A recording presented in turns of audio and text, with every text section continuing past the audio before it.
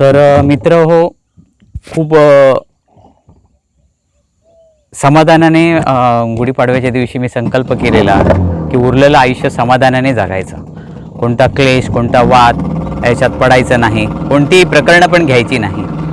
आणि लोकांना न्याय मिळवून द्यायला जातो, एकाला न्याय मिळवून द्यायला जातो, 10 जणांना न्याय मिळवून द्यायला जातो, तेव्हा 100 किंवा 1000 आपले दुश्मन होतात.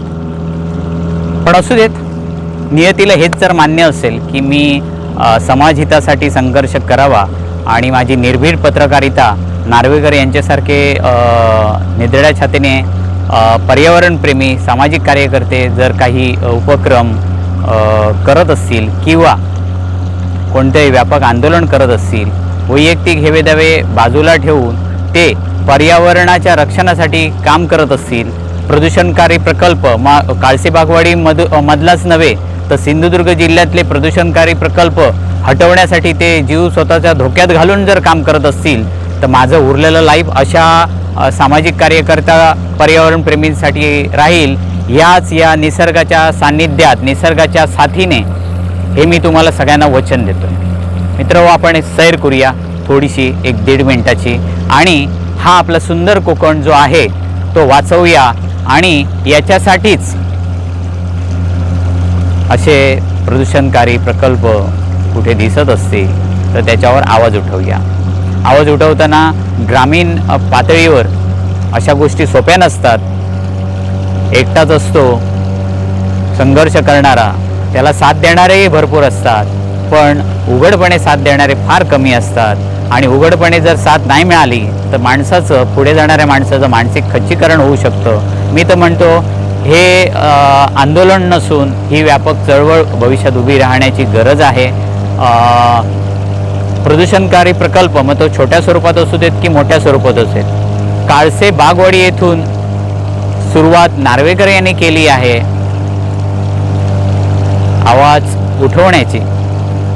कोणताही कायदा हातात न घेता गेली कित्येक वर्ष ते वारंवार निवेदनं देत आहेत. आणि यावेळी तर त्यांनी उपोषणाची नोटीस देऊन प्रशासनाला जागा केलं आहे की आता तरी तुम्ही जागे होणार की नाही. प्रशासनाने सुद्धा इथे स्पॉटला यावं. निसर्ग सुंदर इकडेच बाजूला वालावल आहे आणि हे इथे काळसे बागवाडीचा हा किनारा आहे. तर निसर्ग जपा, उद्योग चाललेच पाहिजे. सिंधुदुर्ग जिल्ह्यातले उद्योग व्यवस्था भरभराटीला लागलीच पाहिजे. सगळं बरोबर आहे, पण हे सगळं करताना ज्या पर्यटन जिल्हा म्हणून आम्ही ताठ मानेने आणि मोठ्या गर्वाने जे सांगतो पर्यटन जिल्हा, त्या पर्यटन जिल्ह्याचं पर्यटन जर सुरक्षित राहायचं असेल तर हे प्रकल्प नदीकाठी न घेता उभे राहता नार्वेकर यांच्या म्हणण्याप्रमाणे व्यवसायाला त्यांच्या विरोध नाही आहे, ते योग्य ठिकाणी इंडस्ट्रीयल भाग आहेत तिथे कुडाळच्या MIDCत या नार्वेकर कुटुंबाला सुद्धा जागा मिळावी. आणि ते मिळवण्यासाठी सुद्धा माझ्यासारखे सोशल वर्कर आहेत, त्यांना जागा मिळाली पाहिजे चांगल्या ठिकाणी. पण नदीच्या बाजूला जी काय आम्ही परिस्थिती बघितली आता ती तशी कोणाच्याच कुठच्याच किनारी होऊ नये. पुन्हा एकदा सांगतो, बघा किती सुंदर कोकण आहे, बघा. या सुंदर कोकणचं सौंदर्य टिकवण्यासाठी प्रत्येकाची ही जबाबदारी आहे, हे कर्तव्य आहे.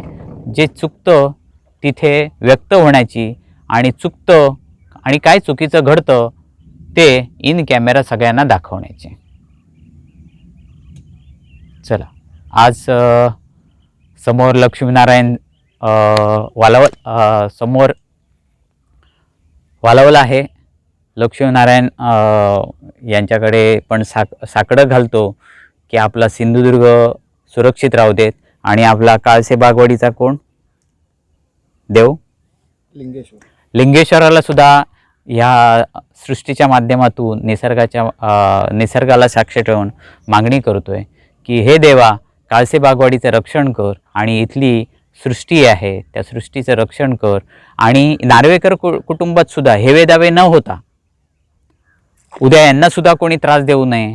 हे काय म्हणतायत ते ह्यांचा वैयक्तिक वाद नाही आहे, तर पर्यावरणाचा आणि या गावाची आणि गावकऱ्यांची काळजी म्हणून ते करतायत. ही भावना प्रत्येकाने लक्षात ठेवावी. आणि हे त्यांच्या म्हणण्याप्रमाणे एकाच कारखान्याची जी 3 युनिट आहेत जी प्रदूषणकारी आहेत ते नदीच्या तिथून हलवावीत आणि हा उद्योग त्यांचा भरभराटीला जावं पण तो दुसऱ्या ठिकाणी हलवावा एवढंच नार्वेकरांची मागणी आहे आणि या गावातल्या सगळ्यांची मागणी आहे. उघडपणे सगळे बोलत नाहीत, एवढाच फक्त फरक आहे. चला मग थांबतो. वंदे मातरम. भारत माता की जय.